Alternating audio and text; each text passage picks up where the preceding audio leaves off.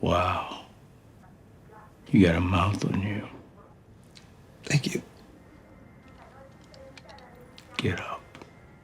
Have you ever felt uneasy when things are finally going well? Like you're waiting for it to fall apart, or worse, you're the one who wrecks it. For some people, calm doesn't feel safe. Chaos does. It gives them control, focus, even purpose.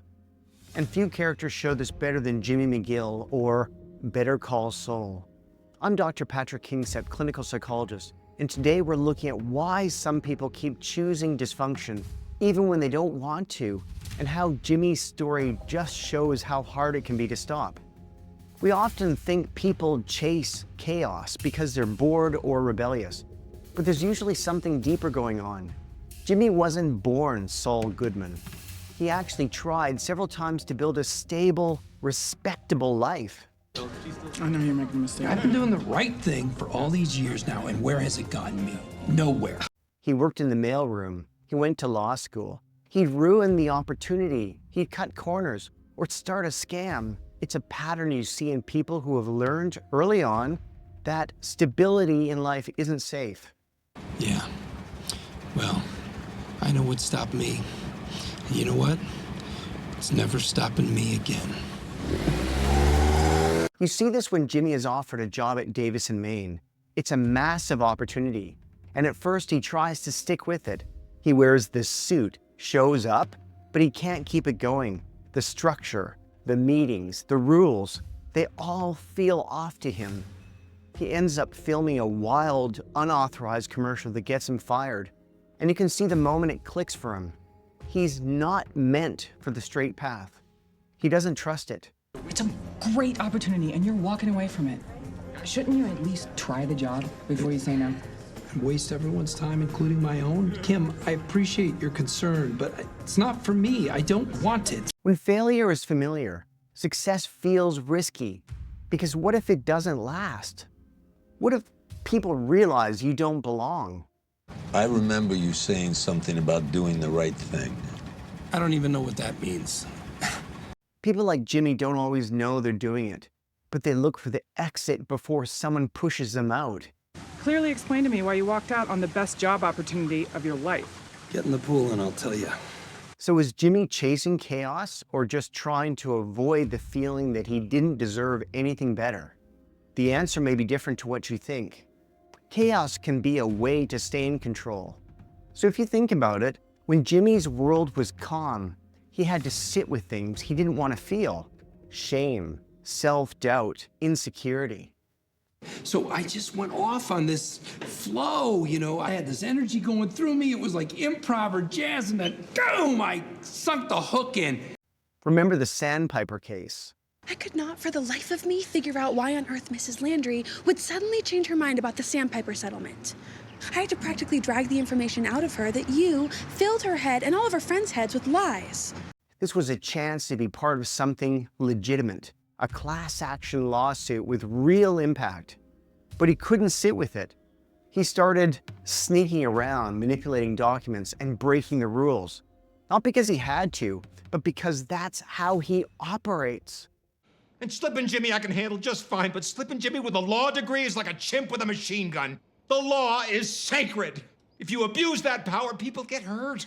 This is not a game. He knows how to function in a world with loopholes, misdirection, and also pressure. That's where he feels capable and in control. At least stick around long enough to get dressed. Oh, screw you. If you build it, I will come. Lucy, come on. When we live in a constant motion and messiness, we don't have time to face what's underneath it all. Guess, that's it. Quite a ride, huh? And now we come to Jimmy's relationship with Kim Wexler. She wasn't a chaotic person, not at first. She was driven, disciplined, and serious. But she got pulled in. And this wasn't just because of Jimmy. Something in her clicked and felt right.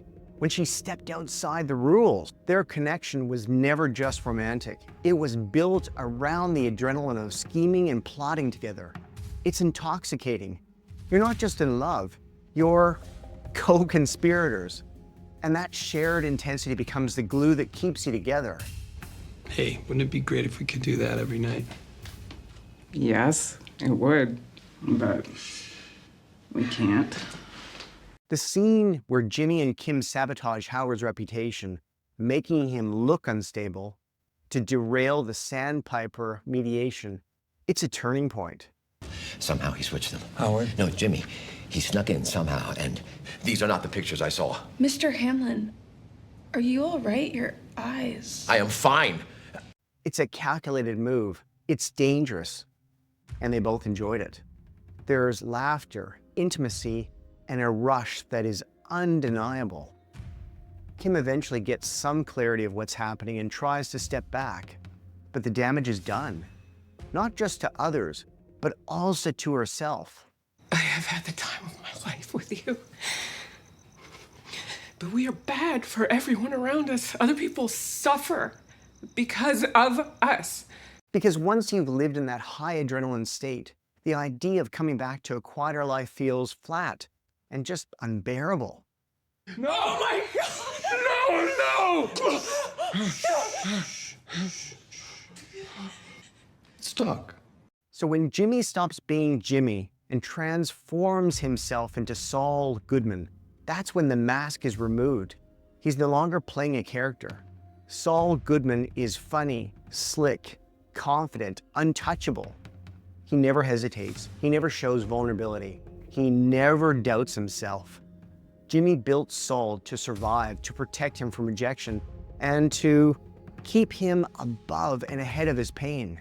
One of the clearest moments of this shift happens in the flash-forward scene to Breaking Bad. What about that Heisenberg fella? High school chemistry teacher. You're shitting me, really? Walter Hartwell White. We see Jimmy as Saul, in control with complete detachment from anyone around him. The persona of Saul is fully formed. Even when Walter White mocks him, Saul doesn't flinch. There's no self-reflection. He's in forward motion and in full self-protection mode. Just bring what we talked about, okay? And don't worry, I'm gonna make it work. Saul isn't a tool he uses every now and again. He's the identity, and so chaos becomes his world. They disrespected my abuelita. They called her Biznatch! And they just walk! People often look at Jimmy in the final moments and believe he finally got what he deserved, a prison sentence that's forced him into stillness. The quiet he spent years avoiding finally catches up to him. We watch him stand in court and tell the full truth. As he does this, you see the unraveling of everything he's built. There's no smirk on his face, no clever lines, no Saul Goodman performance, just honesty. He's forced to step back into what Jimmy really is. That's the cost of chaos. Not just the external damage, but the internal loss. You lose people and relationships, but you also lose yourself. You forget how to be in life without something adrenaline-filled and messy to focus on. Now, most people don't even realize they are addicted to chaos until they're alone. Jimmy McGill's story isn't just a cautionary tale about crime. It's a message for anyone who's ever found comfort in dysfunction, who's felt more alive in crisis than in calm. Have a nice life, Kim. We all know people like this. Some of us are people like this. Always running, always reacting, always 2 steps ahead of stillness. So if you live your life in chaos long enough, it stops being a phase. It becomes who you are. And coming back from that, it's possible, but it takes more than stopping. It takes rebuilding who you are without all the noise around you. So if any of this sounds familiar, ask yourself, what would it feel like to stop running? Not just for a day, but for good. Please leave me a comment below on your thoughts on Jimmy or your own addiction to chaos. And don't forget to click into my next video.